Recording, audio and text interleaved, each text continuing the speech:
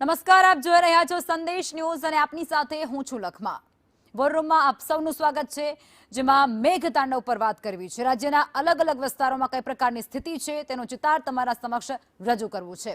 રાજ્યમાં બપોરે 4 વાગ્યા સુધીમાં 134 એવા તાલુકા છે જ્યાં વરસાદ વરસી ગયો છે.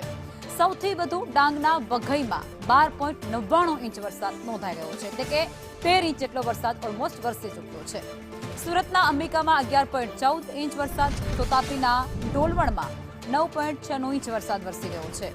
નવસારીના વાંસદામાં 9.17 ઇંચ વરસાદ, તો ડાંગના સુબીરમાં 9.13 ઇંચ અને નવસારીના ચીખલીમાં 8.86 ઇંચ વરસાદ વરસ્યો છે. તાપીના વાલોડમાં પણ સારો એવો વરસાદ, જ્યાં 8.46 ઇંચ વરસાદ વરસી ગયો છે. બીજી તરફ જૂનાગઢના માળિયાહાટીનામાં 8.31 ઇંચ વરસાદ નોંધાયો છે.